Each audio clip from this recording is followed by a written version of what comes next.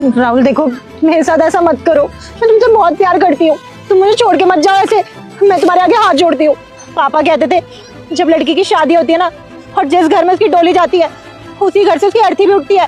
और आप ही तो मेरी जिंदगी हो, आप मुझे कैसे छोड़ सकते हो? आपके बिना मैं कहाँ जाऊंगी राहुल? अबे हाथ नीचे कर, नीचे कर।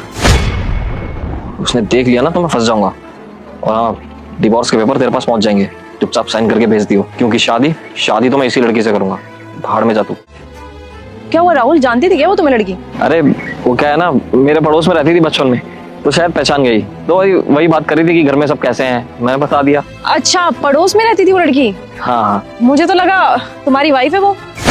क्या? तुम्हें कैसे पता? मतलब वो मेरी वाइफ नहीं है। अपनी बकवास बंद करो, मुझे सब कुछ पता है। वो लड़की तुम्हारी वाइफ है। और तुम्हें पता है दीप्ति और मैं एक दूसरे को कब से जानते हैं? बचपन की दोस्त है वो मेरे। क्या कर रहे हो तुम दीप्ति के साथ? उसकी जिंदगी खराब कर रहे हो। तुमने उसके साथ शादी क्यों की?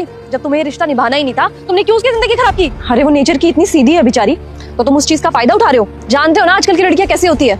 शादी को 2 महीने नहीं होते और वो अपने पति को डाइवोर्स देकर के घर बैठ जाती है। फिर पति जीवन भर एलिमनी के पैसे देता रहता है उसको। ऐसी लड़की चाहिए थी क्या तुम्हें? तुम तो कितने खुशकिस्मत हो, तुम्हें पता भी है।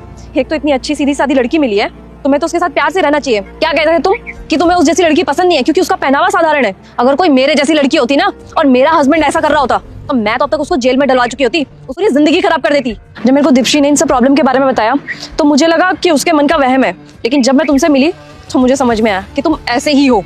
देखो मिस्टर, मेरी बात ना कान खोल के सुन लो। अगर तुम्हें ना पता हो ना, तो मेरे पापा पुलिस ऑफिसर है और फाइनेंशियल भी मुझे कोई दिक्कत नहीं है। अगर तुमने आज के बाद दीप्ति को किसी भी तरीके से परेशान किया ना, तो मेरे से बुरा कोई नहीं होगा। मैंने उसको समझाया था कि इस लड़के को डाइवोर्स दे दे क्योंकि इसका कैरेक्टर ही बेकार है, लेकिन उसने पता क्या बोला मेरे को कि नहीं अंकिता, मैं उसको डाइवोर्स नहीं दे सकती, वो मेरा पति है और सबको दूसरा मौका मिलना चाहिए ना। दूसरा मौका तो भगवान भी देता है। तुम्हें तो शुक्रिया अदा करना चाहिए भगवान का कि तुम्हें इस टाइम भी इतनी शरीफ बीवी मिली है, लेकिन पता नहीं कहाँ कहाँ मुंह मारते रहते हो। तुम्हारे पास ना लास्ट मौका है, सुधर जाओ। ढंग से समझा रही हूँ तुम्हें, क्योंकि अगर तुम्हें समझा सकती हूँ ना मैं, तो मैं उसे भी समझा सकती हूँ। और जीवन भर फिर एलिमनी के पैसे भरते रहना। तुम्हें तो पता ही होगा, अगर एक लड़की केस लगाए, जिंदगी भर जेल की हवा खा सकता है वो। देखो प्लीज, मैं जेल नहीं जाना चाहता। मेरे घर पे कुछ पता नहीं चलना चाहिए इसके बारे में, और मैं माफी मांगता हूँ। आगे से ऐसा कुछ भी नहीं करूंगा दीप्ति के साथ। हाँ ऐसे सॉरी। और हाँ, उसको इस बारे में कुछ बोलना भी मत। शुक्रिया करो भगवान का कि तुम्हें इतनी अच्छी बीवी मिली है। रुक जाओ बेटा, वीडियो को ऊपर मत करो। इसे तुम अपने कोमल हाथों से एक लाइक करके चैनल को सब्सक्राइब जरूर से कर देना मेरे। इतनी सुंदर बीवी होने के बावजूद भी आप दूसरी शादी क्यों करना चाहते हैं भाई?